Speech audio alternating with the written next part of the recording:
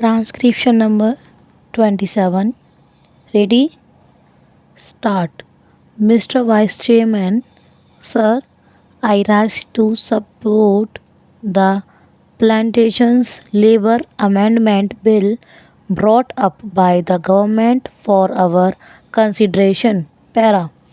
Sir, the sad plight of millions of toiling people who sweat on various plantations in the country to earn valuable foreign exchange for us is really too much to be expressed in words. These workers live and work in most inhuman and pitiable conditions. These plantations include tea, coffee, cinchona, rubber, etc. And as we know, tea alone is one of the major foreign exchange earners of our country.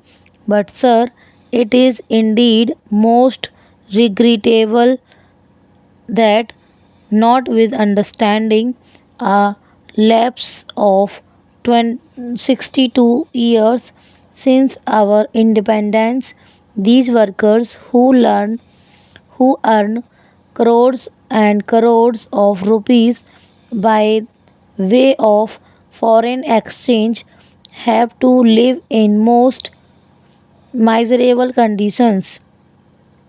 They live in houses that are most insecure and collapse frequently, and when these workers die as a result of these collapses, their guardians or their dependents do not get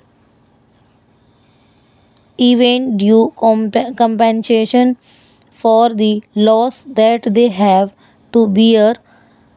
Unhygienic living in distant and far flung areas, compounded with lack of medical and educational facilities, make their life utterly miserable.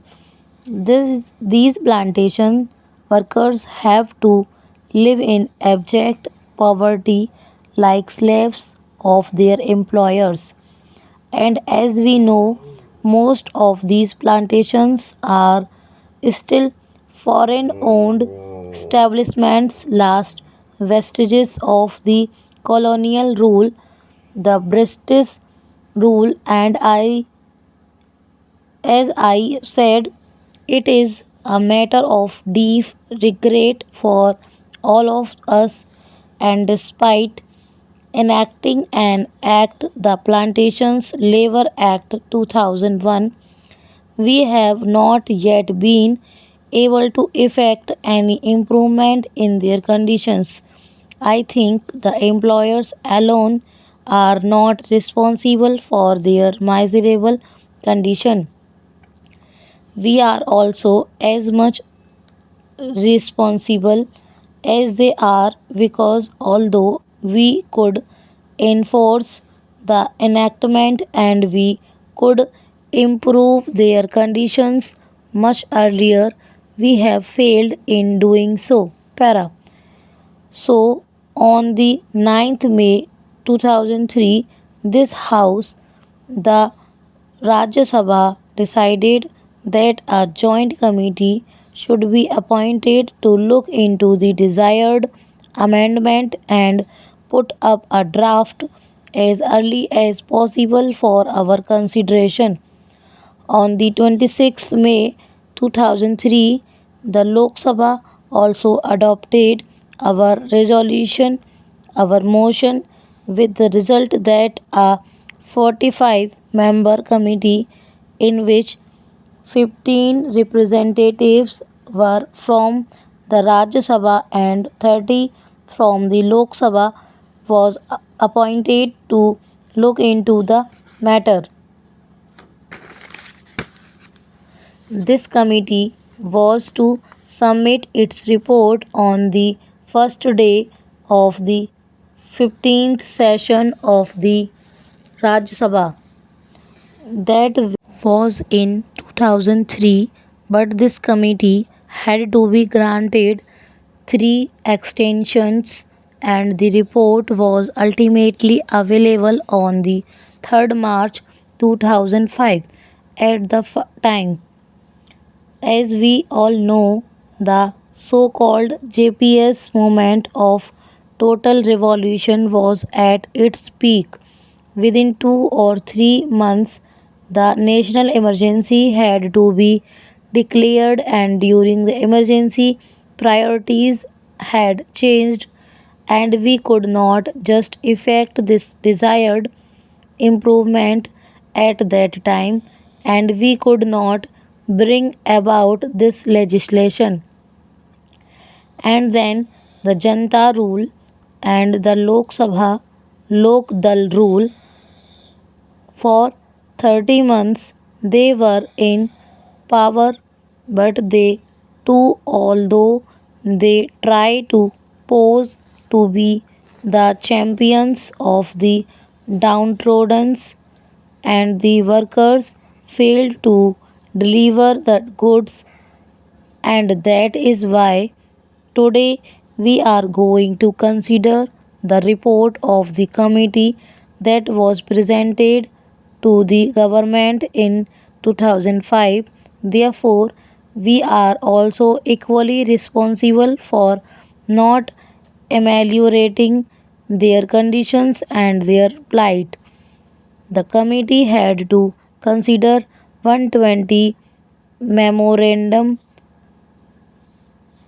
giving views and suggestions from various unions and associations, and 59 witnesses appeared before the committee, and that committee itself came to the conclusion that in various areas, even the barest minimum facilities such as arrangement for supply of wholesome drinking water, latrines, urinals, provisional of qualified doctors had not been provided, though these amenities are a must under the Act.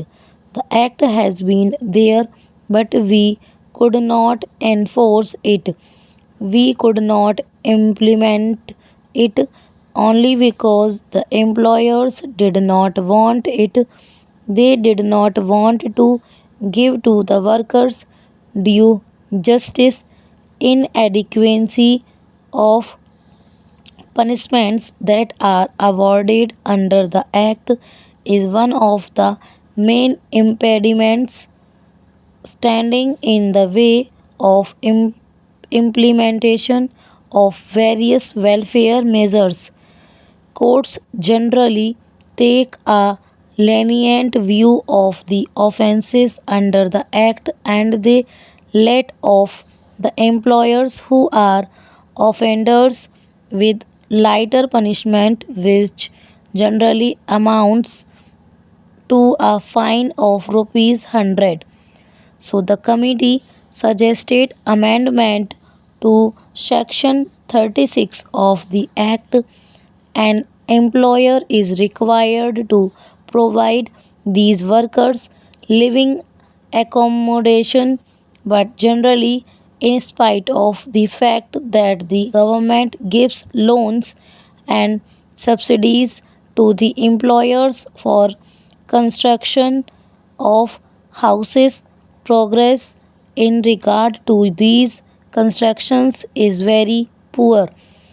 As I said earlier, very unhygienic and unsecure houses are there where these people have to live.